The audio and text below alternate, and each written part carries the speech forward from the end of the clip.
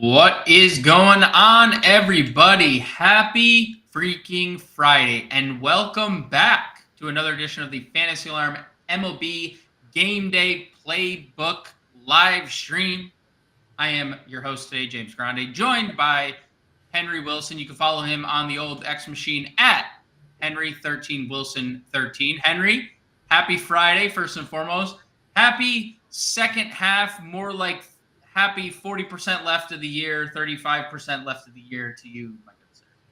Yeah, thanks. You as well. Yeah, excited to be back. Obviously, Home Run Derby and All-Star Game were a blast, but then 2 days of no baseball, 4 days of no real games. I'm excited for some games here and get back at it. Obviously, first one already was underway with the Cubs playing, but the Diamondbacks. But yeah, excited to get into this first slate of the second half, second last 40%, and should be fun. I was going to ask you what your thoughts on the festivities were, but obviously you like them. I'm less enthused about it these days, but I'm also like old man on my porch about like the current rules of almost every All-Star weekend across all sports. I don't know. It's just I used to like it. I'm not. Marcus, hello to you as well, and I am glad we are back as well. And I'm also excited for football, but we're not talking about football. We're talking about baseball today. We're talking about the 11-game slate as Henry just shooed away the football because he wants all the baseball. So let's get into it. We got an 11-game slate today over on both DraftKings and FanDuel. I did the playbook over at FantasyAlarm.com. You can head over to FantasyAlarm.com and get an all-pro subscription. 50% off using code Let's Go right now. If you want to access it for the rest of the year, all like the playbooks and best bets are behind a paywall. So if you want my playbook, Henry's playbooks for the remainder of the season, you can get it at FantasyAlarm.com. So what are your initial thoughts here on this 11-gamer? Obviously, we're opening up with Coors. A lot of rotations. It's an interesting start to the second half because there are some aces, there's some not. There's a lot of good pitching. No one as good as it gets. What's your initial take on the slate as we start the second half of the year? Yeah, totally agree. We got definitely some aces, but nothing crazy. Obviously, with the highest pitcher being priced at 9,500, we don't even have anyone over 10K, so it's not like we have anything absurd here. But there's a lot of depth. I think there's a lot of really good pitchers on his top end, and I really think that there's some great cheap options too that have some awesome matchups. So there's a lot of pitchers that I could see playing today. So for not having the top price guys, I think there's a lot of pitchers that are viable here. Before we get into pitching, because if you guys are new here, we do go position by position with our breakdown, and we will build an example lineup at the end of the end of the program. We are live Monday through Friday, as long as there is a big slate at 5 p.m. Eastern Standard, so you can join us. Me, Henry, John, and Pemba. Sometimes Howard Bender even drops by and talks about his Jackson Merrill love. But are you fate? What is your opinion on Coors today? Before we get into things, because obviously, at least when I'm approaching a slate that has Coors, that's my first stop because, by default we're gonna look at pitching, but first stop, it's how do I like Coors? Last night when John and I did the show, Logan Webb was the listed starter. No more. Kyle Harrison is the starter for San Francisco. He has obviously been a different pitcher in San Francisco versus the road. What's your initial take on Coors? Is it something you're interested in or not? Yeah, I'm definitely interested in it here today. And I'm someone probably that fades Coors more often than most. There's lots of times that I, don't like jumping after it just because you have high rostership. Usually prices are pumped up. And the Rockies aren't very good. So sometimes the options aren't wonderful. But I do like it here today. I just think the pitching matchups of Kyle Harrison and Cal Quantrill, those are two guys don't trust a lot. So I think the matchup could favor, both sides of this. I like the Rockies offense, I think, even more than the Giants, but I think I like some guys on both sides of this game, and I'm here to play Coors today. Yeah. Agreed. And if, my playbook cover is actually a Rocky today. O'Doyle rules, and that's what we'll leave it at as we head over to the pitching position. Let's start at the top, $9,000 and higher. I personally have one name and one name only that intrigues me. But what say you about the 9K tier over on DraftKings today, Henry? Yeah, I think I'm probably going to be in agreement. I think I know who your one name is, and I think that's kind of the same for me. And yeah, that's Garrett Cole. Uh, I don't really know why he's cheaper than his last outing. He was 90. He goes in 6 innings against the Orioles, strikes out 7, gets up 1 run. Like, I get pitching in Yankee Stadium is a lot harder than pitching in Camden Yards. But like, if he just dominated the Orioles like that, I don't know why he wouldn't be able to go tear up this Rays team. He seems like he's back and healthy. And all of the guys above him, I think, don't obviously have as high of ceilings as Garrett Cole does. And they all have tough matchups.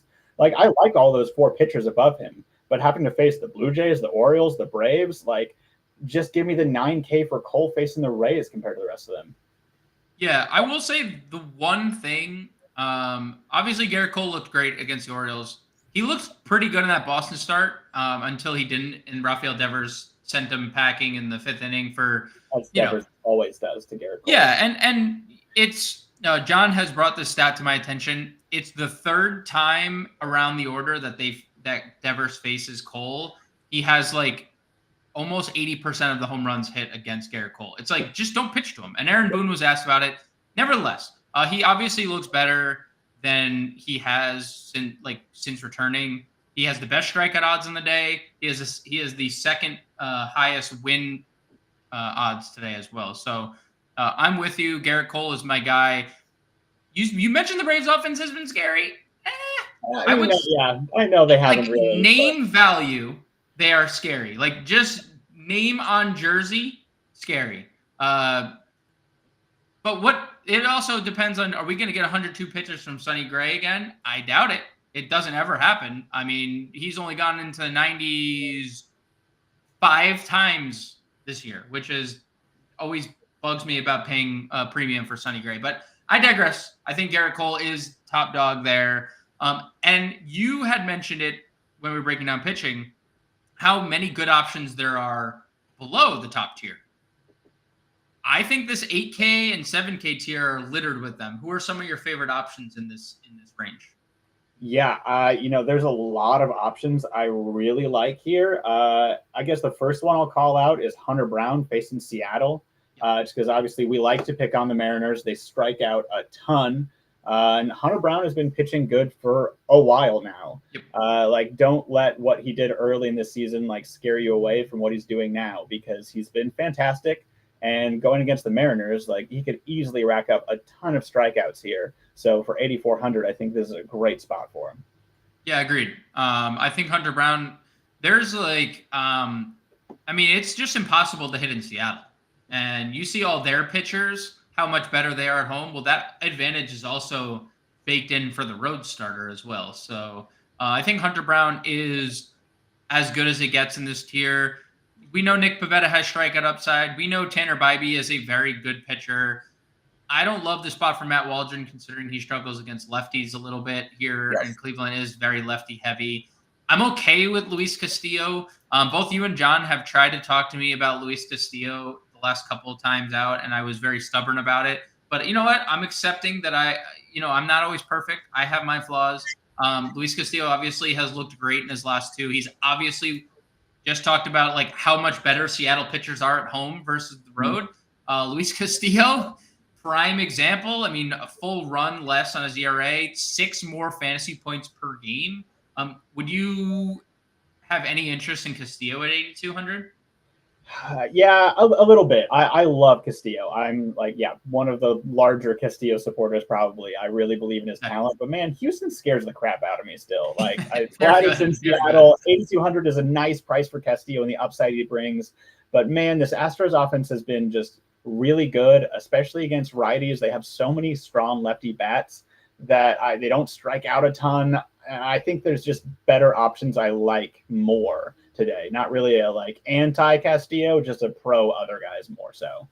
Who are the pro other guys you're talking about? I think, a couple other guys that I like here. I like Michael Wacha as the same price. I think obviously Castillo is a much better pitcher than Wacha. You're talking same price, but Michael Wacha gets to face the White Sox, who are terrible. And he's been pitching pretty good lately. I think he does bring in some strikeout upside. It's in Kansas City. I just think this is a really good spot for him. I think the floor is safer just because he's not going to get beat up by an Astros lineup like Castillo could. So I like Waka here. Yeah, biggest favorite on the board. Royals are minus 205, and that is by far the longest odds or the short of anybody on the slate. So I like Michael Waka as well. He made my write up over on FantasyAlarm.com. He's been pitching well this year. So plus the matchup, lefties are what gives him problems, and the White Sox don't really have a bunch of those. So I definitely like Michael Waka 82. Let's get to some comments here. Justin, we see through you. Let's crush. Hello. Schwellenbach Manaya. We'll get to that in a second because I think I like one of those names. I don't like the other, and we'll leave you there thinking about which one it is.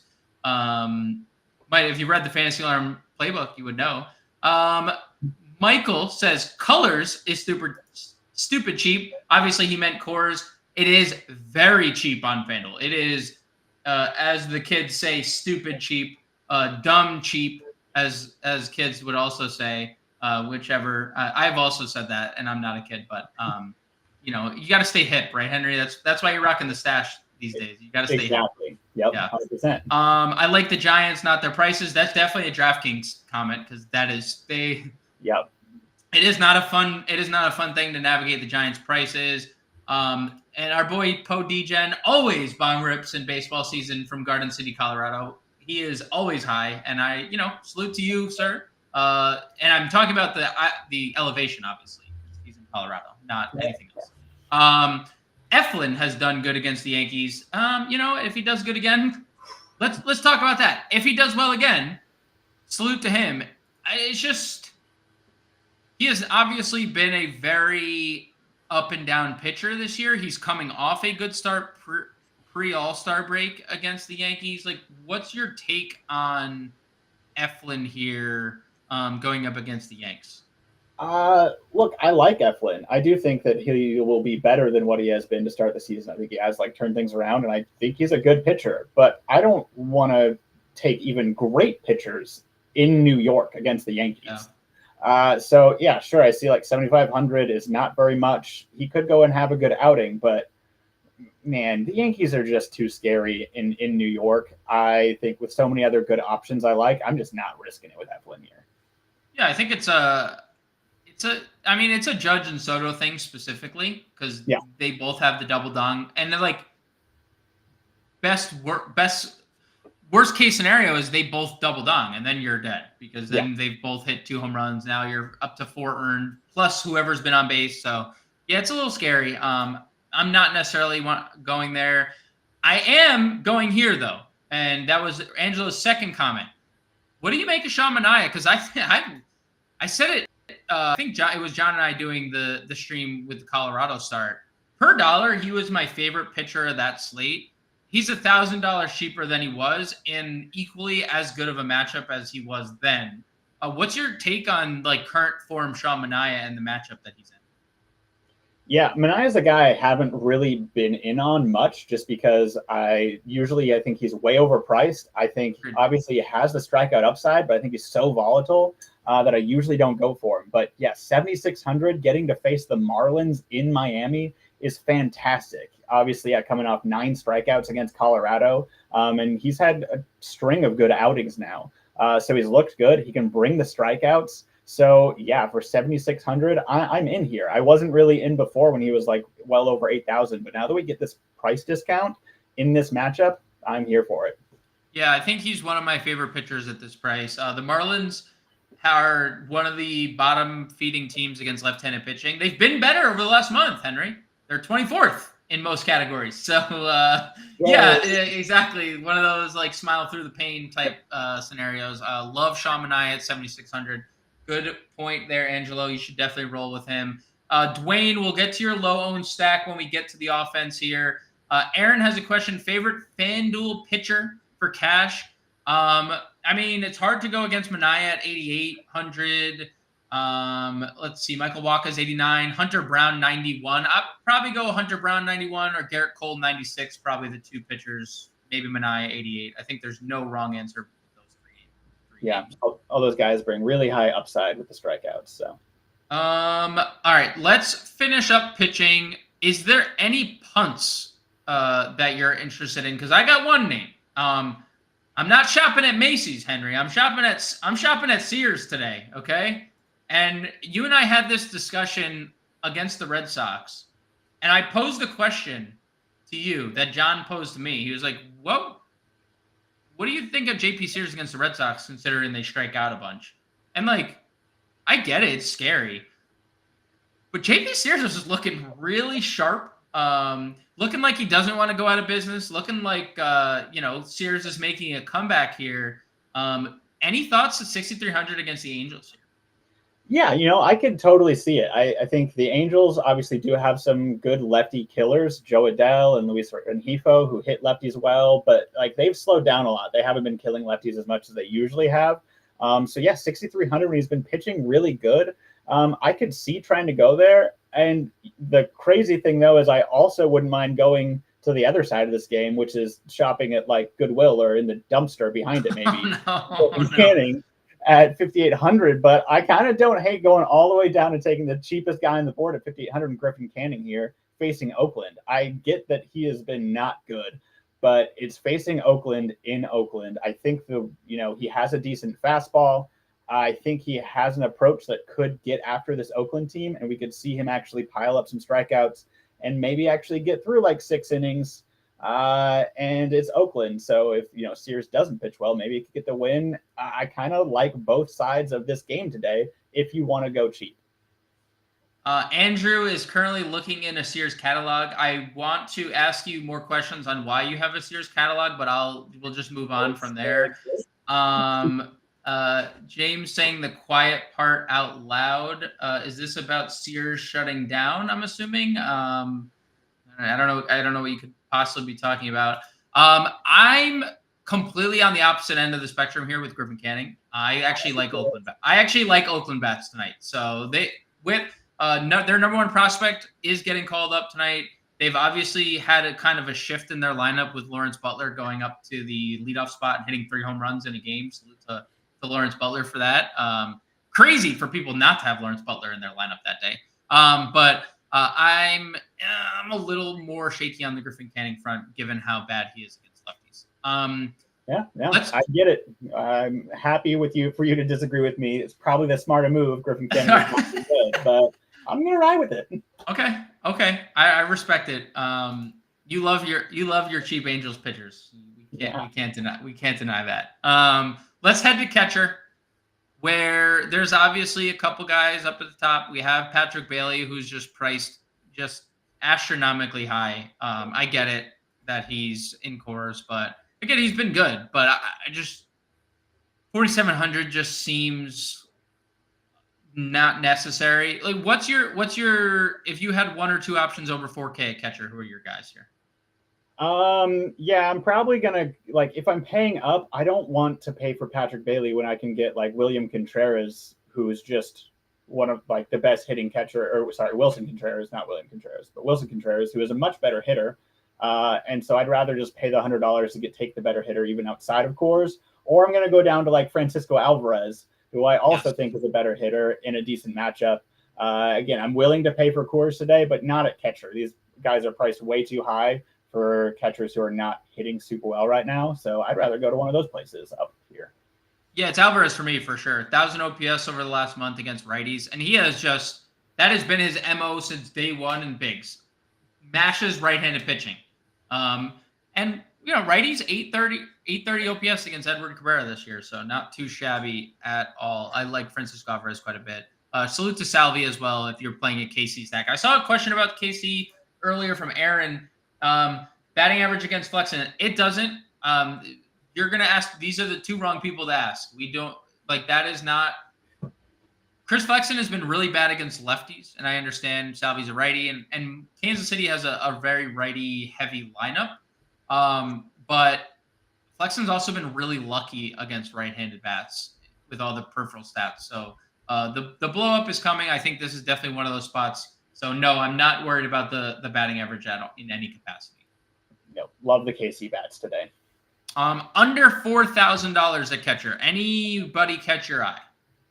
Man, there is not a lot. A lot of these guys have tough matchups. That's just like some of the cheaper ones that I would normally go to are facing really good pitchers.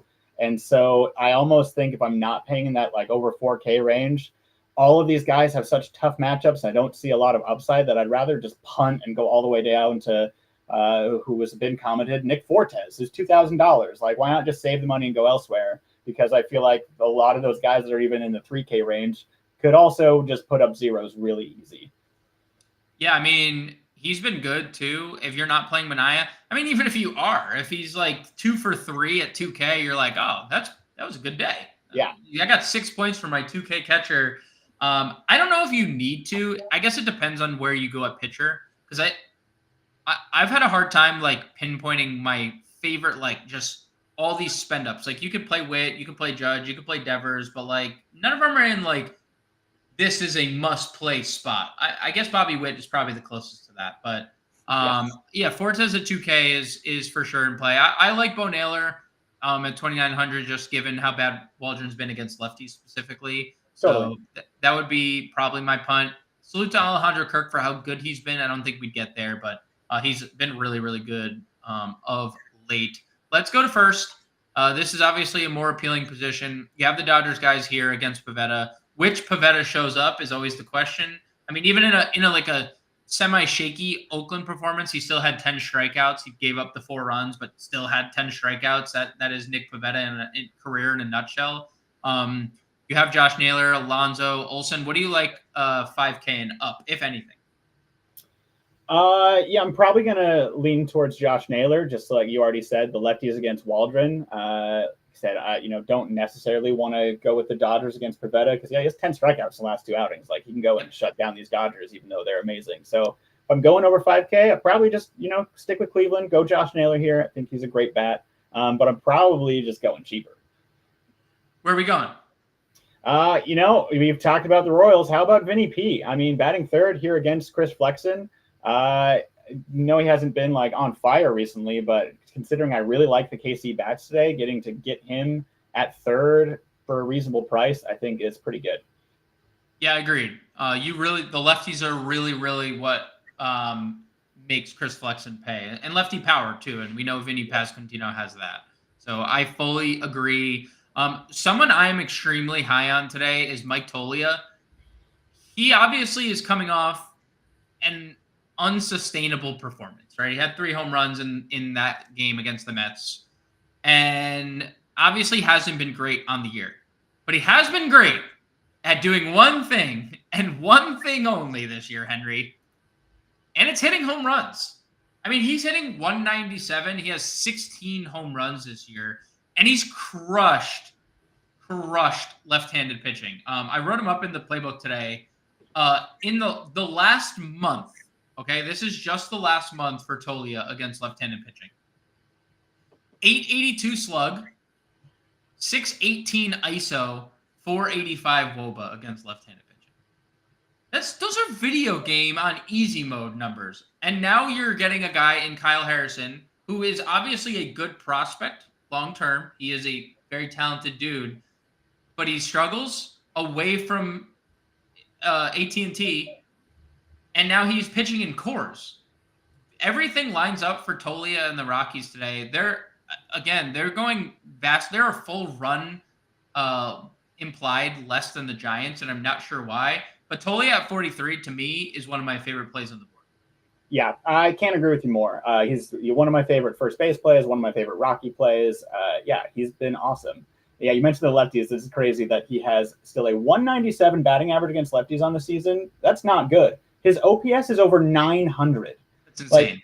With under 200 batting average. That's how much he's just hammering lefties when he does hit them. So yeah, I'm obviously under 200 batting average. He could come out here and give us an over 4, but regardless of even that 3 homer performance, he is hitting well before that too for the last little bit.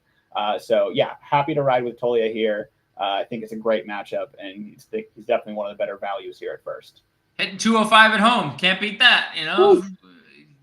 Look out. Anything below Toglia that really stands out to you, or what?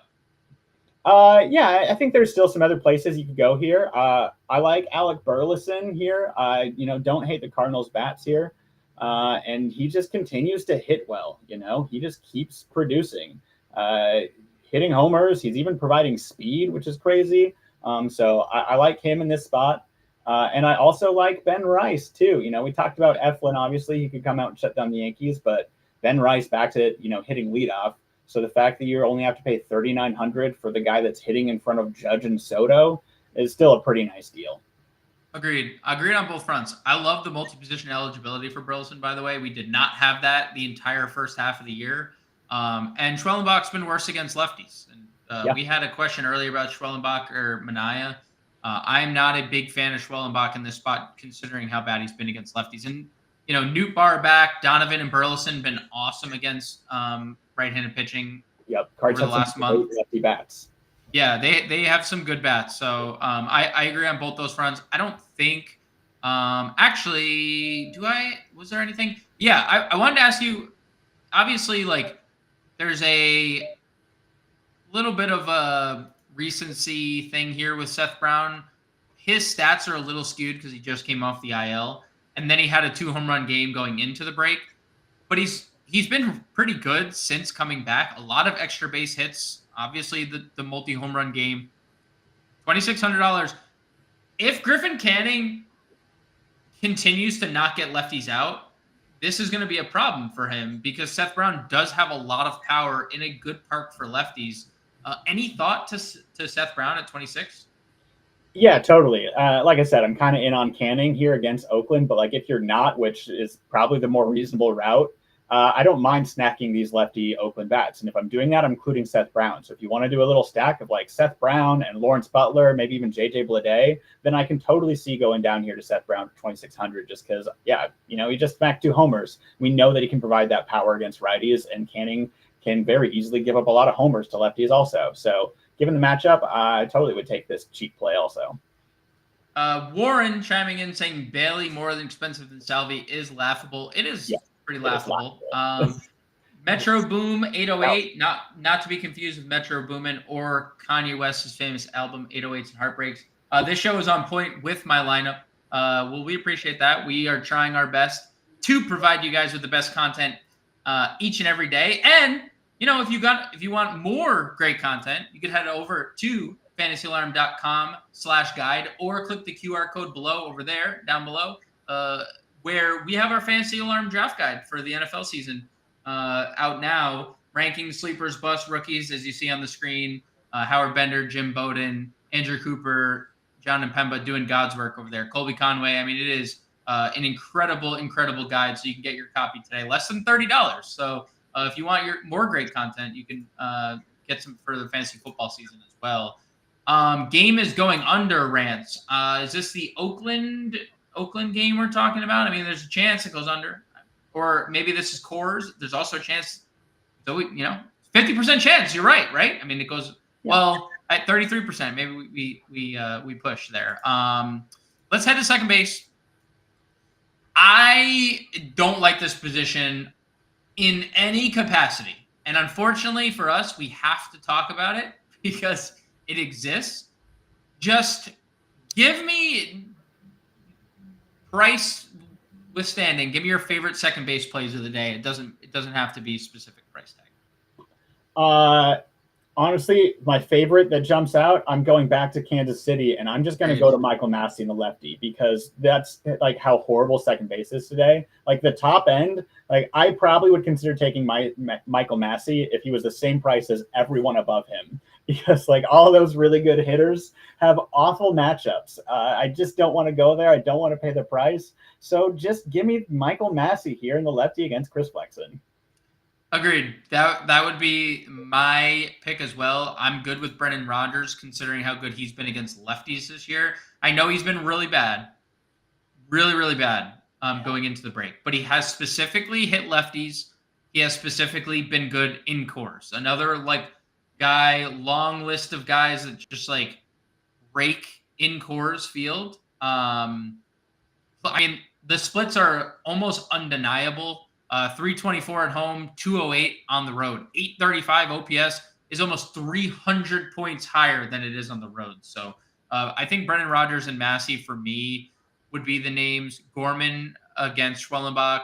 You can How about always play. Colt Keith? Yeah, you can Yeah, always play Colt Keith lefties is against Chris probably my Bassett. favorite here. Outside of I agree with you on maybe going Rodgers and like Michael Massey. If I'm not though, like I love Colt Keith. He's been awesome recently. He Like has. he started off so poorly, but respect to the Tigers for just continuing to run him out there and committing to him because he worked through it and he's been fantastic for a little bit now. And so here facing Chris Bassett, who is terrible against lefties, I really like Colt Keith. I think this is a guy that we're going to see start to climb up the price board because he looks like he is starting to hit and it's going to continue. He's been awesome. Fully agree. I mean, hey, man, sometimes it takes prospects a little bit longer to develop. Didn't have a good start to the year. He has been absolutely raking of late. A little speed, too, to Cole Keith. I like that call, $3,500. Salute to Jose Iglesias, who has been just weirdly great. I mean, I don't know what else to say. He has been great. He has been great against right-handed pitching. He's been great against lefties. He's their leader in average OPS. On base percentage against right-handed pitching over the last month. So $3,400 for Jose Iglesias, second, third eligibility if you want to go there. Let's head over to third. I think this position is a little more interesting. We have Ramirez and Devers atop the position. We have Machado, we have Riley, we have Chapman. What do you think of the 5K and up tier today, Henry? Yeah, I think it's intriguing. I think my favorite probably is Devers. He's just been hitting the ball so well, and now obviously he had that little injury thing, so he sat out the All-Star game. But assuming he's going to be fine and back, I think he is probably my favorite option here. But if you want to stick with Coors, Matt Chapman has also been really good recently. So if you lean in towards some Giants bats as well, obviously 5K is a lot, but he's been hitting the ball super well. Yeah, and he's been good against righties over the last month. Almost a 900 OPS, 250 ISO in that span. So I agree. I think Chapman's my guy here, above 5,000. When we drop below 5,000, another kind of wasteland for me. Not that I don't like the talent of a lot of these names. I don't like the spots for any of them. Is there anything in this 4K tier that is at all interesting to you? No, you could just say, okay. I was gonna say you could just say no. It's really not. I could be going Michael Garcia maybe if I'm really stacking Royals, but probably not. I think I'm probably just if I'm not paying up, I'm gonna go way cheaper because I just don't love it. Yeah, I would rather just play the other Royals third baseman who's leading off today. I know. I'm not saying Adam Frazier has been anything special, but he's $3,000 third base outfield eligible, and he's leading off against a guy who struggles against lefties. He has been good in 3 of his last 4 overall. And obviously, you said it with Ben Rice, right? Ben Rice is hitting leadoff in front of Aaron Judge and Juan Soto and Aaron Judge. I'm not going to mess up the order. Adam Frazier is hitting in front of Bobby Witt, who's been as good as anyone in baseball. Who between, if you're the pitcher, Henry, let's take us through the mind of you. If you're a pitcher, I could pitch to Adam Frazier, or I could pitch to Bobby Witt. Who would you pitch to? Yeah, I'm definitely pitching to Adam Frazier. Absolutely. So yeah, I love this pick too. I think I didn't really think about Adam Frazier, but yeah, I have a really good chance that I'm putting Vinny P and Bobby Witt in a lineup today. So if you're batting those 2-3 guys, why not take the $3,000 for the leadoff guy in front of them? I agree. And again, a little better lately. Anything else punty that you would get to or value? Is there anything that piques your interest? If you're not going Sean Manaea, I do like Jake Berger batting third. He's starting to turn things around a little bit and hit the ball again. He provides power, obviously. So for 3,400, I just think he's a decent little punt play here. Okay, I agree. Marlins again have been.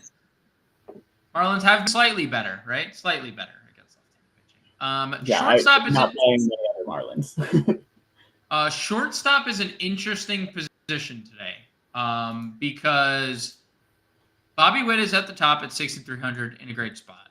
Francisco Lindor, lefty power, has given Edward Cabrera fits.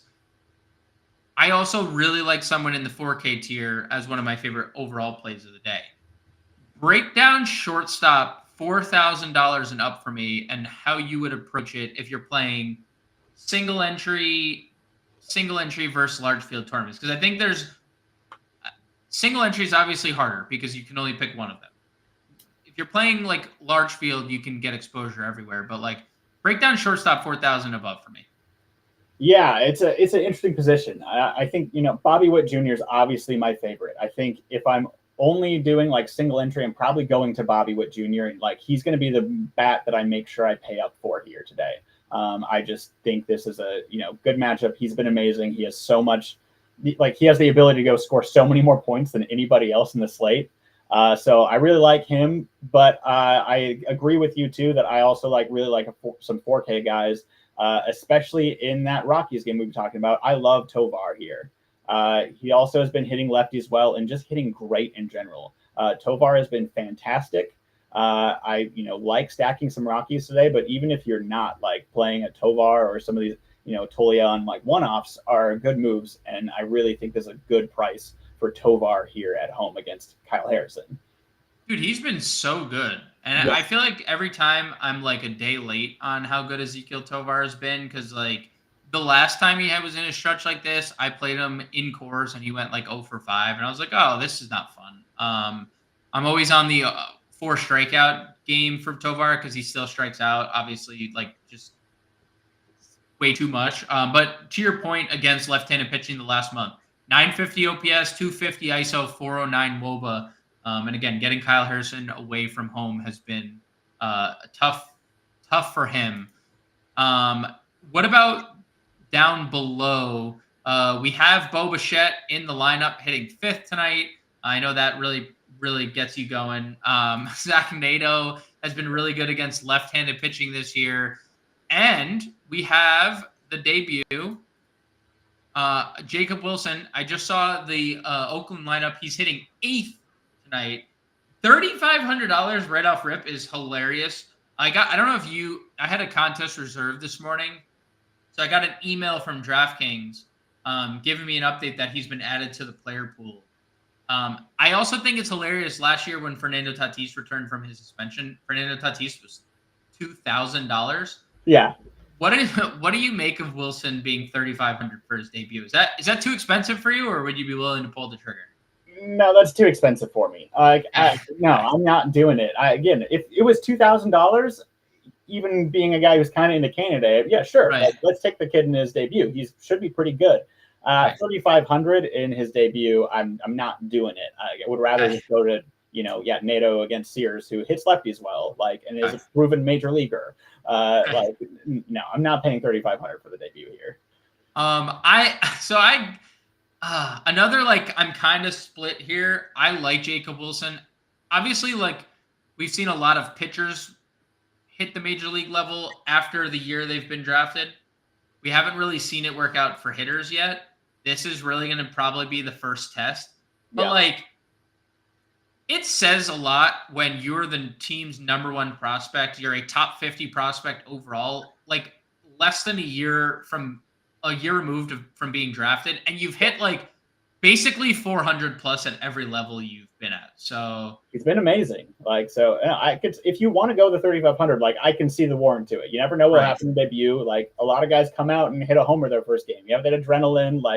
Sometimes magical things happen. I could totally see it. I'm probably not going to do it though. I'm okay if I miss out. Okay.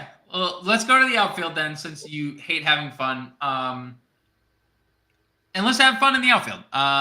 Ohtani, Judge, Soto, Ozuna, Kwan, Jarren Duran. I mean,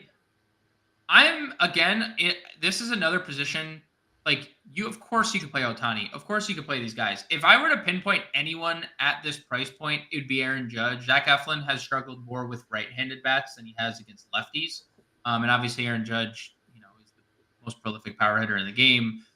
Do you have any different opinion than I do, for guys 55 and up? Or is there anyone that really sticks out to you? I think also Jarren Duran. I know you might think that his name doesn't really stick out as much of being next to these Yankee guys, but not just the fact that he was just the all-star MVP, but beyond that, like this guy's been amazing. Like on the Fangraphs like fantasy player rater, the top outfielders this season have been Judge, Soto, and Duran is number 3. Like that is how good he has been this season as a fantasy player. So here in this matchup against Stone, I like some of these lefty Boston bats, but especially Duran. I just think I don't think people understand how great he has been and warrants being this price. I am a 100% seasonal long Jarren Duran owner. I have him in every league I played in this year. So you lucky man. I am very happy about having all the exposure in the world.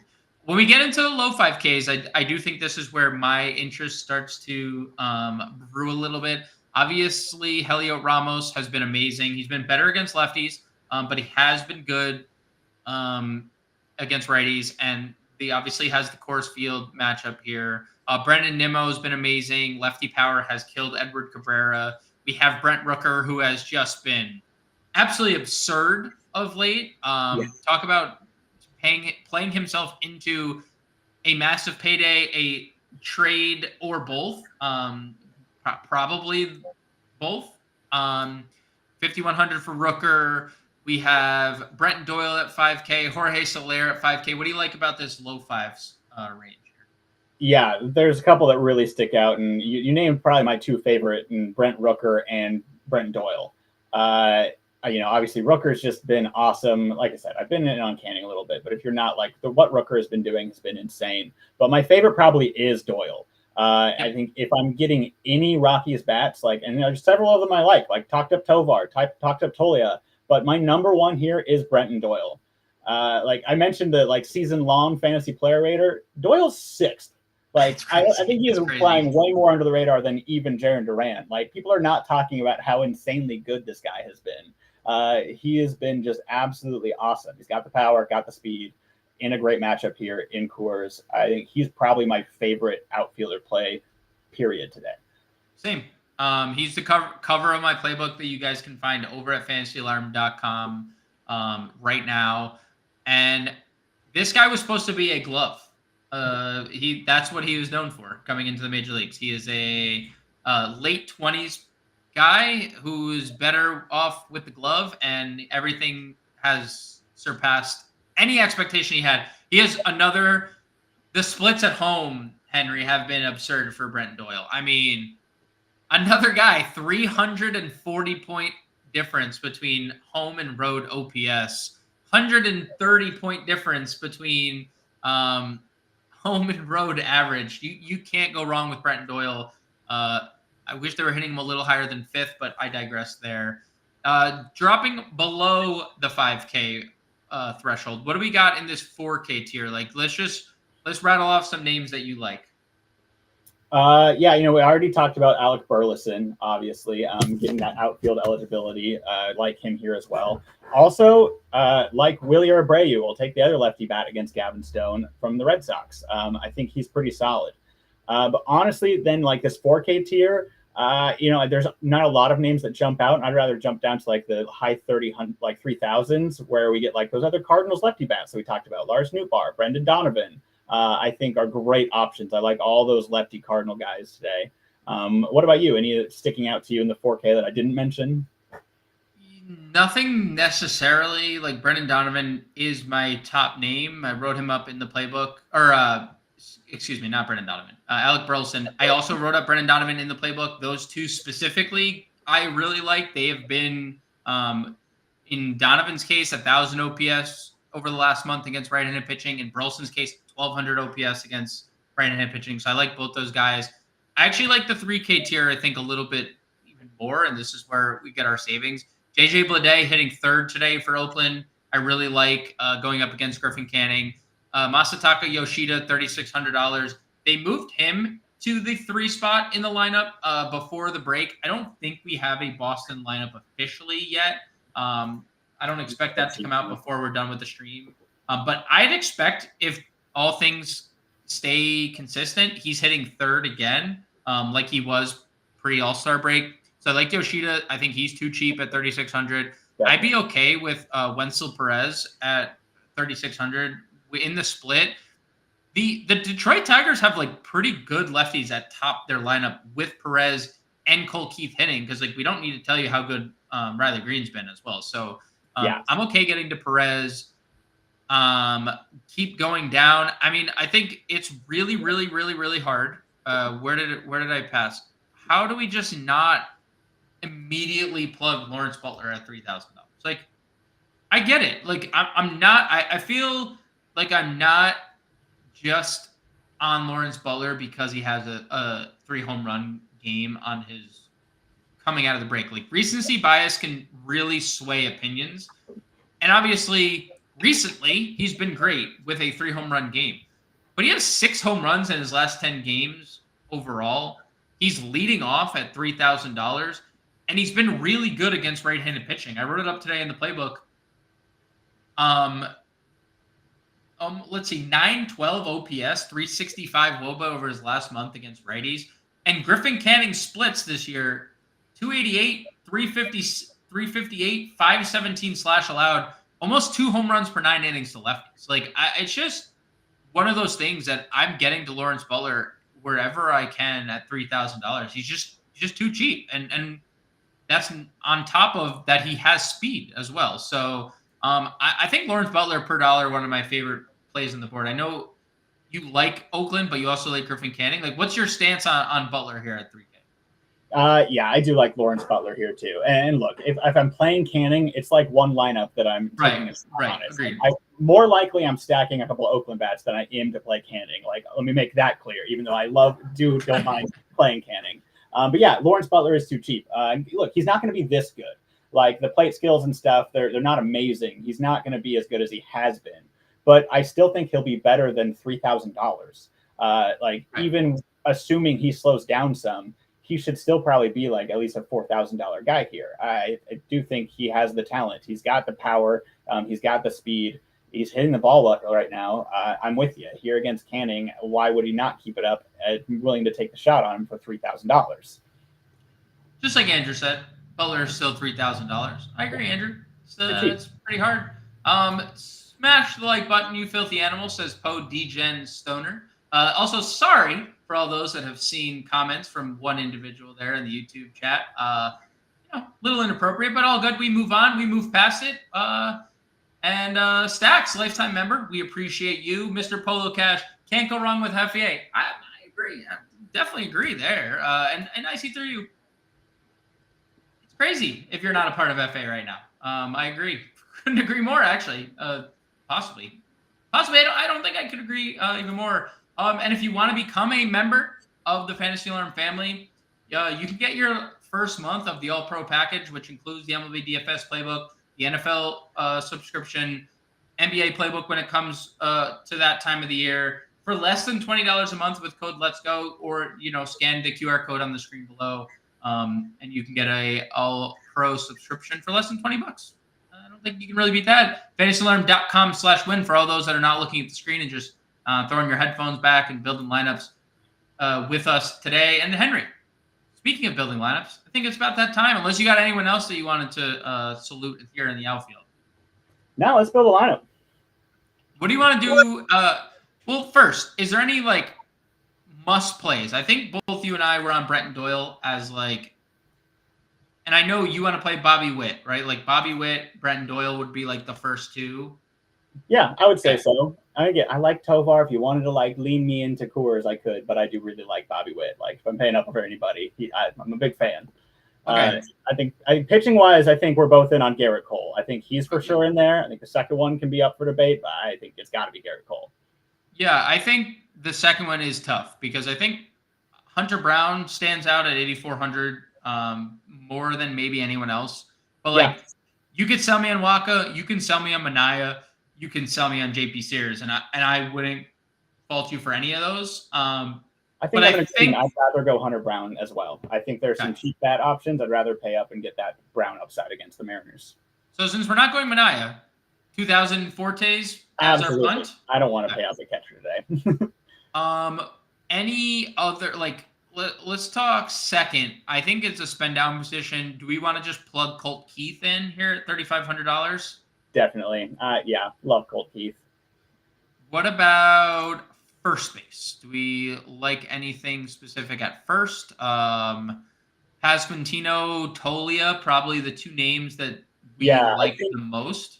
I'd, if we want to do that Vinny P, Adam Frazier, Bobby Witt stack, I'd go there. If we don't want to play Vinny P or Adam Frazier and Vinny P, like I could go towards Tolia as well. So, yeah.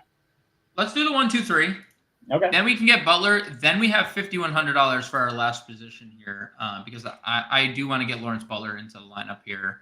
Well, go the other Rockies guy and go Brent Rooker then. Go little Rockies, Rooker, Butler, athletic stack. Not Rockies, but Athletics. I like it. I like it. I mean, I like Brent Rooker a lot today. Obviously, he's been amazing.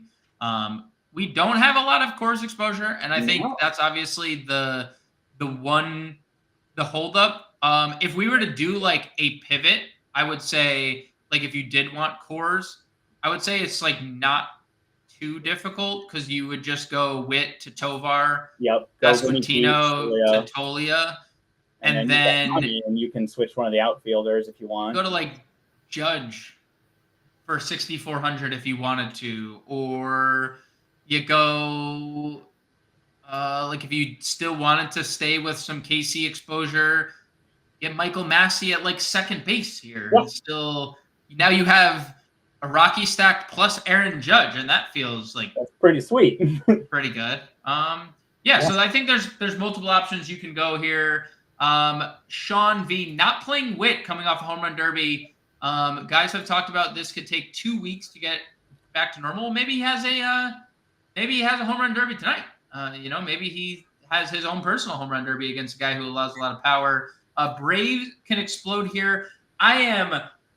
Until they do, I'm out on Atlanta. They've been a bottom 5 offense against right-handed pitching for quite a while, and it's Sonny Gray. Like, it's not really exactly, it's not exactly like the explode spot. They can obviously explode. They have great talent. The talent just is way underperforming, and it's been that way for quite a bit. Josh Naylor has clubbed 20 of his 22 home runs in night games. That's a very interesting narrative. I don't hate it. I don't also salute to Josh Naylor for liking the evening. Maybe he's he's an owl. He's a night owl. I don't know what to say. Castillo over Brown. I'm cool with that as well, Aaron. Riley Green is your home run pick. Riley with Keith. I also like that as well. If you wanted to double up the Tigers against Chris Bassett. Any final thoughts before we get out of here? 5 minutes. We have like 5 minutes to kill if you wanted to. We don't have to. Any like final thoughts before we get out of here? Are you ready to send to get packed out of here? Yeah, no, I think this is good. I think I like the different ways you can pivot and build this with Royals to Rockies. A lot of good guys, and a lot of good ways to build here. Especially we talked a lot of different pitchers too. So I think you can play around if you want to, go cheap and go Sears and spend more in the offense. I think it's good stuff, and good luck to everyone. Yeah, good luck. Everyone go follow Henry on the old X machine at Henry13Wilson13. You can follow me at _real_grande. We will be back with a pre-show for Monday Slate. We'll be back with a live stream for Monday Slate at 5 p.m. Eastern Standard Time. Everyone enjoy your weekend. Have a great Friday, Henry.